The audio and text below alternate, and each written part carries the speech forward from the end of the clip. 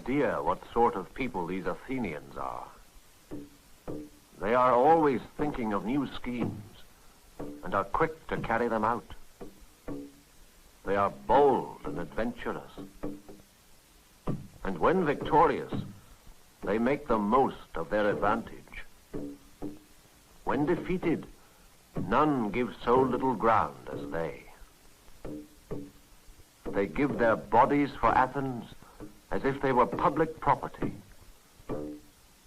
They use their minds for Athens in the most individual way possible.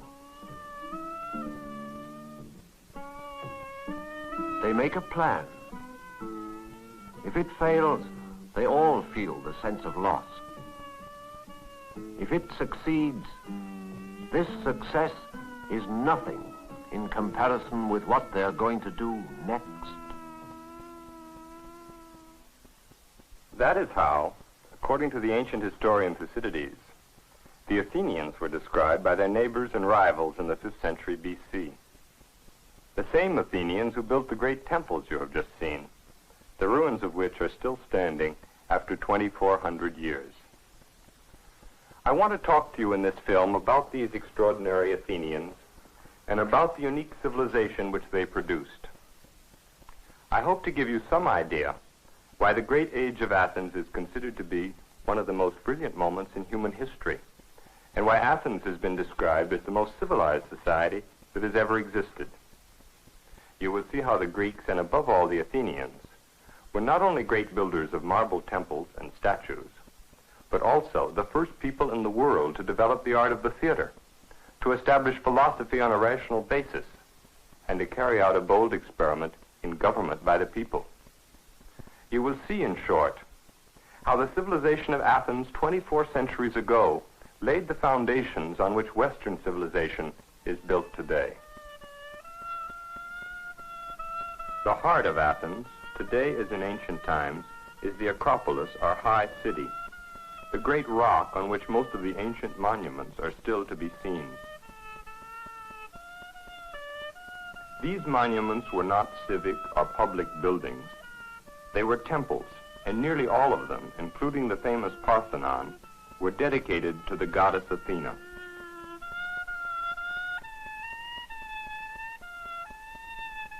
Within the Parthenon itself was a colossal statue of the goddess by the sculptor Phidias, the most famous artist of the day. Phidias' statue was destroyed long ago, but perhaps this Roman copy may help us to visualize the magnificence of the original, inlaid with ivory and gold. Who was the goddess Athena, and in what sense was she the patron deity of the Athenians? Here is a picture of Athena taken from a vase painting of the period. You can see that she wears a helmet and carries the spear of a Greek warrior. And in this picture, she also wears the aegis, the strange cape fringed with serpents, a symbol of her superhuman powers. Still, it is obvious that Athena does not correspond to the biblical notion of one God, the creator of heaven and earth. For the ancient Greeks, of course, there was not one God, but many, Zeus, Hera, Apollo, and the rest. And each of them had one or more distinctive activities. Thus, Athena's concern, as her warlike costume shows, was for Greek warriors. But she was not the goddess of war as such. She was the goddess who defended the city against enemy attack. And above all, she defended her own city, Athens. But she did more. As guardian of Athens, she was also the guardian of all the civilized arts carried on within the city. She was the patron deity of the potter, the smith, the sculptor, of all the artists and craftsmen whose work brought prosperity and fame to Athens. Thus, for the Athenians, she represented not only the military defense of their city, but also the skill and intelligence of the citizens. And in fact, in later times, her name became the symbol of all knowledge and wisdom. Thus, she was the perfect patron of her city, for the Athenians themselves were not only a nation of soldiers and patriots, but also of writers, thinkers, and artists. Let us take a closer look, then, at the Greek achievement in the field of art. The Greek approach to art, and indeed their approach to everything, was characterized above all by a sense of structure, harmony, and proportion. This attitude was so important for the Greeks, in fact, that they called the universe itself a cosmos. That is to say, a harmonious structure, a world order. This Greek sense of structure and form applies in every field, but of course it shows up most clearly in the visual arts.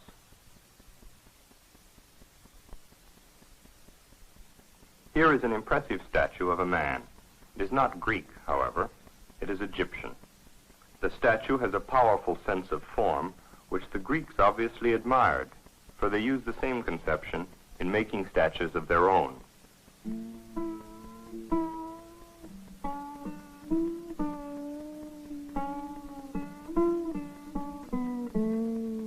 You can see here what the Athenians were striving for in their statues.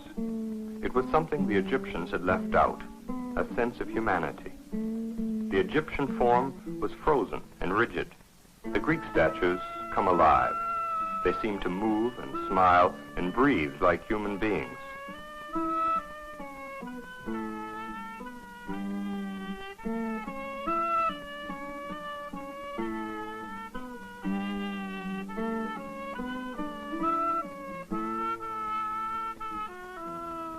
Remember, as you watch, that this entire series of statues, from the archaic to the fully naturalistic, was worked out in little more than 150 years. What we witness in Greek sculpture is, in a way, the discovery of the human body for the first time in history. What we witness also is the Greek sense for monumental form, for a form capable of expressing the strength and permanence of the stone in which it is carved, or the bronze in which it is cast.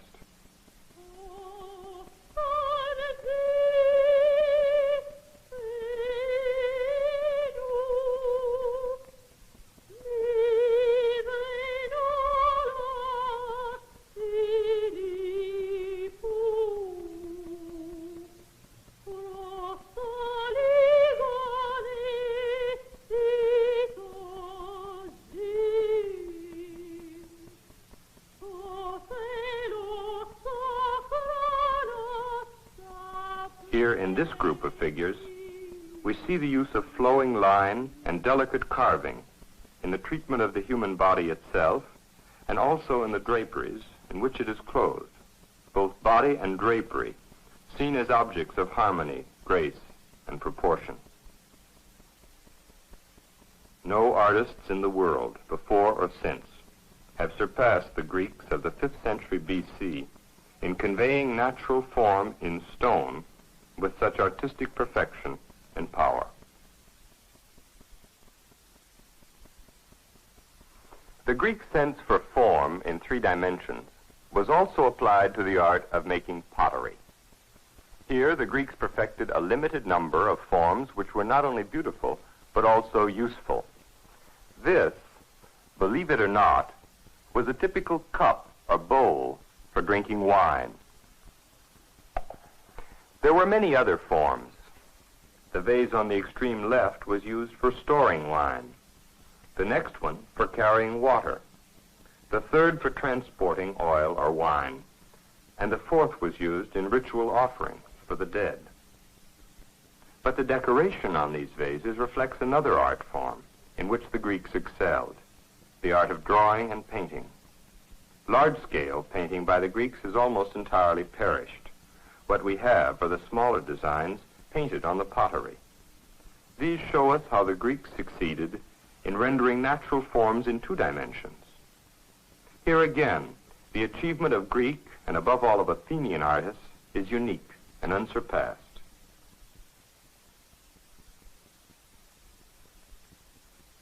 In the early archaic period, the artists drew quite formal and stylized figures in black on a red background.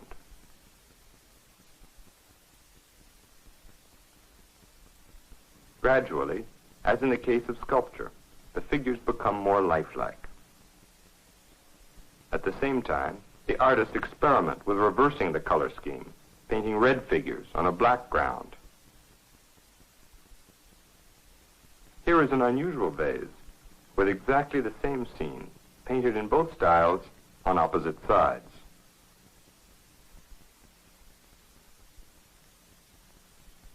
Sometimes the artists add more colors, including a white background, as in this beautiful vase by the so-called Achilles painter.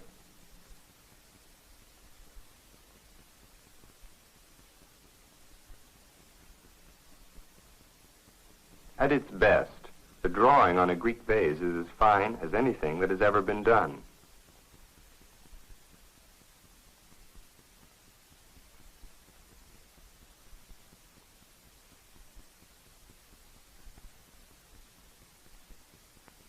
But vase painting has another interest as well. It offers us a unique glimpse of daily life in ancient Athens, a document in which nearly every activity of Athenian life is illustrated.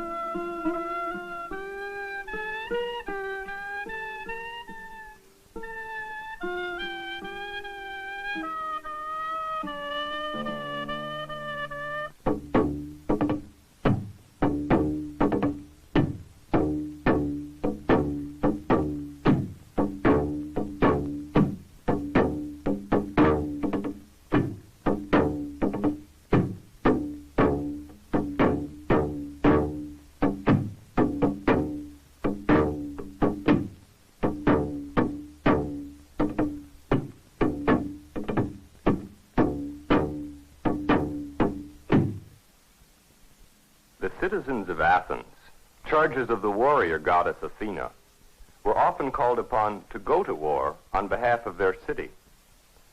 They were fighting, of course, for their way of life, for the life represented on the vases. But they were also fighting for something which a picture cannot describe. Throughout the century and a half during which the Greeks were making their amazing discovery of the human form in sculpture and painting, they were also working out a form of orderly government under law in which free men could rule themselves. This was the life of the polis, the independent city-state, which reached its fullest development in the democratic government of Athens. But at the beginning of the 5th century BC, the freedom of the Greek city-state was suddenly threatened from without. Xerxes, the king of Persia, with an immense empire at his command, brought the whole weight of his army to bear on a few small cities in Greece. We must remember that Athens and her neighbors never even approached the size of our larger cities. At the time of the Persian Wars, the total population of Athens cannot have been more than 100 or 150,000.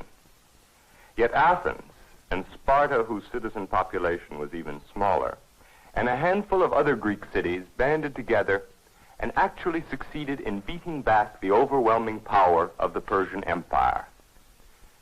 This was an astonishing feat and requires some explanation. What was the vital element in Greek civilization that accounts for both their artistic and their military success? The Greeks themselves thought of it as a superiority due to their way of life, their life in the polis as free men. And in a sense, they must have been right. One of the earliest battles of the Persian Wars was at Marathon, where the Athenians stood alone against a great Persian army and defeated it. For an Athenian who took part in the battle, this remained the proudest moment of his life. Here, for example, is an epitaph from the grave of one Greek soldier who fought at Marathon. Under this monument lies Aeschylus the Athenian, Euphorion's son, who died in the wheatlands of Gala. The grove of Marathon with its glories can speak of his valor in battle. The long-haired Persian remembers and can speak of it too. Aeschylus the Athenian, proud to be remembered as a citizen soldier who fought for his city at Marathon, and not one word about the great achievements for which we remember him today. For this is Aeschylus the tragic poet, the world's first true dramatist and author of the first great plays ever written. That the creator of Greek tragedy should wish to be remembered as a citizen soldier points up the vital link in ancient Athens between art and citizenship, between poetry and national life. In fact, every one of Aeschylus' tragedies could be used to illustrate this theme. Aeschylus' greatest work is the Oresteia, a trilogy, or series of 3 tragedies dealing with a single theme. We shall see a chorus from the first one of these 3 plays, the Agamemnon, in a later film. In this film, I wish to show you a scene from the end of the trilogy where Aeschylus poses and resolves the fundamental questions of justice and law.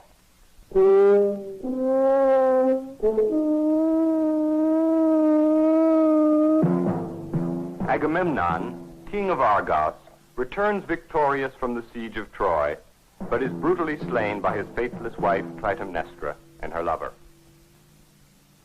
According to the primitive code of justice, blood calls for blood, murder cries for revenge. Orestes, Agamemnon's son, is in duty bound to avenge his father by killing the murderer, his own mother. And he does so. But again, vengeance is called for. Orestes is now pursued by the Furies, terrible spirits of punishment from the darkness underneath the earth, who represent the curse of his mother's spilt blood. Orestes flees from Argos to Athens, but the Furies pursue him there. He runs at last for sanctuary to the altar of Athena. I call upon Athena, goddess of this land. Come to my aid. Oh, let her come. Being a goddess, she can hear me from afar, and she can set me free from these who track me down. Neither Apollo nor Athena's strength can free you.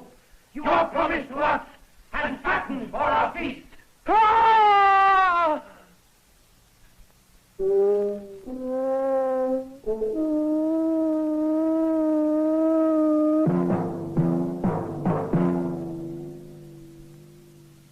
From afar I have heard the clamor of your call. Who are you? What have you to say? Lady Athena, I am of Argos. My father was Agamemnon, lord of ships and men, who died a death without honor when he came home. My mother, Clytemnestra of the dark heart, entangled him with trickery and cut him down. Although in exile at that time, I returned and myself slew her, the woman who gave me birth. I do not deny this deed. Dear was my father to me, and this was vengeance for his blood. The god Apollo had a share in this, and is responsible as well as I. It was he who spurred my heart, telling me what wrath would come if I should fail to strike the guilty one. Such is my case. Judge if it be right or wrong. I am in your hands. Whatever befalls, I shall accept my lot. This matter is too deep for judgment by any one mortal man. Nor is it lawful for me to decide. In cases of such guilt, where there is curse of blood, you bring no harm to my city. I respect your rights. But these too have their rights, their appointed duty, and cannot be brushed aside.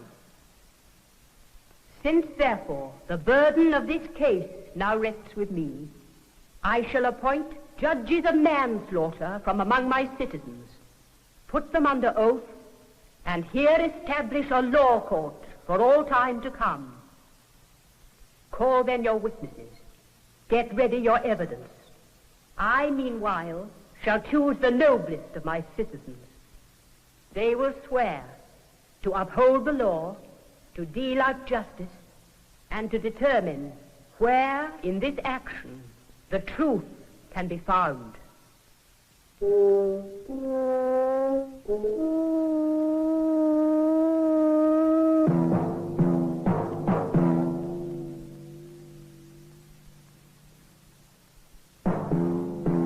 When the goddess Athena returns in the next scene, she brings with her a group of Athenians to form the court of the Areopagus, the ancient governing council of Athens, conceived as the first law court in human history, and, in the words of Athena, established for all time to come.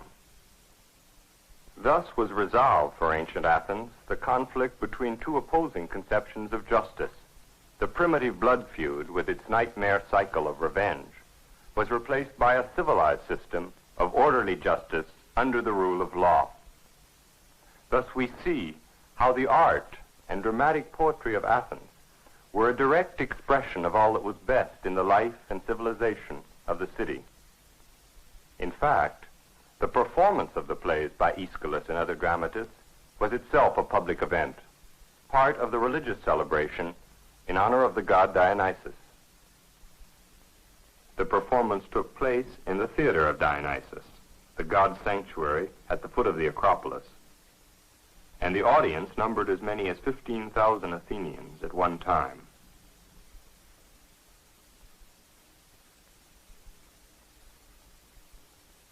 The performances given here were paid for by a wealthy citizen who acted as sponsor. When Aeschylus' victory play, The Persians, was staged, the sponsor was a young man named Pericles. Pericles eventually became the most powerful and perhaps the most famous of all Athenians of the Golden Age, the period during the middle of the 5th century BC, when Athens was clearly the dominant city in all Greece. Under the leadership of Pericles, the power and democracy of Athens reached their height. It is true that democracy in ancient Athens did not include everything we mean by the word today.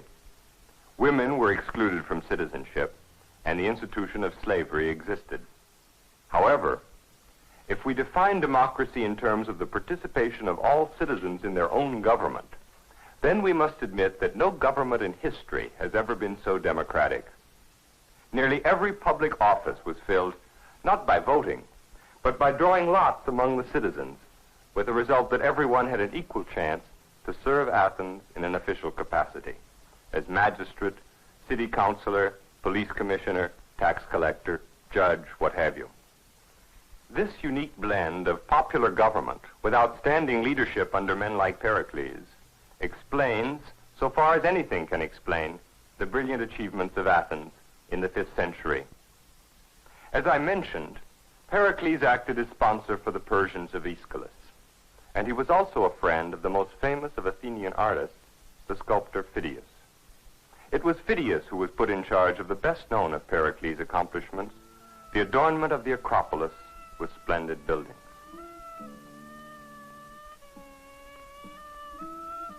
Perhaps we can best understand the civilization of Athens by imagining what these buildings were like when they were new. So new that the artists have just finished painting the carved figures high up on the Parthenon. Perhaps, too, we can understand the civilization of Athens by recreating the event for which these buildings were especially designed, the national celebration known as the Panathenaea, the festival held annually in honor of the goddess Athena. In its greatest splendor, the Panathenaic festival lasted for several days. There were the games, foot races, chariot races, gymnastic contests of boxing and wrestling, contests in music and poetry. The official prizes, specially designed vases filled with olive oil from the sacred grove of Athena. On one side of the vase, a picture of the goddess with the inscription, "From the games at Athens," and a picture of the competition on the other. The poet Pindar describes the joy of a victor who carries off such a prize. the fruit of the olive in cunningly decorated vessels of fire-baked clay. The climax of the festival, however, came with a solemn procession. The procession in which the whole citizen body of Athens marched up to the Acropolis to honor the goddess Athena. The procession gathered at dawn.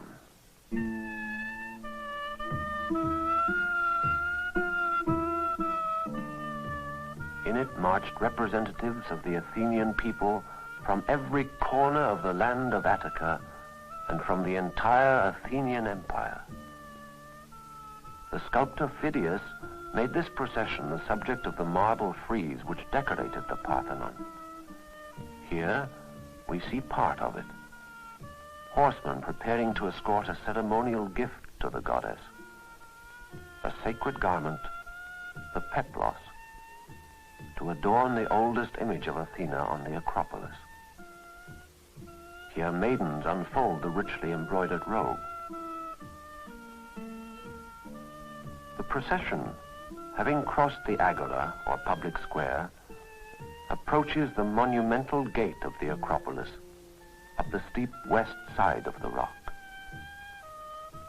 First come the heralds, the magistrates, the chief officers of the city, the water carriers,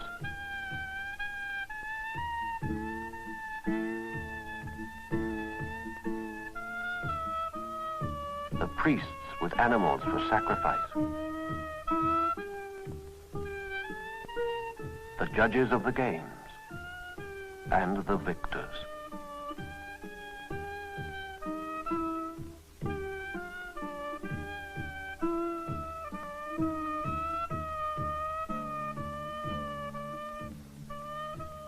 Then some on horseback, some on foot, men of the great Athenian families.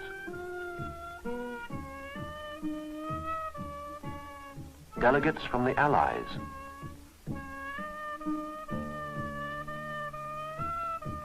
from tributary cities,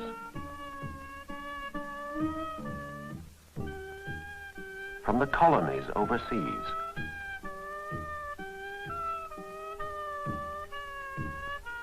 The whole procession a summary of the imperial might of Athens. Then all the citizens of Athens, marching toward the temple of their goddess, Athena.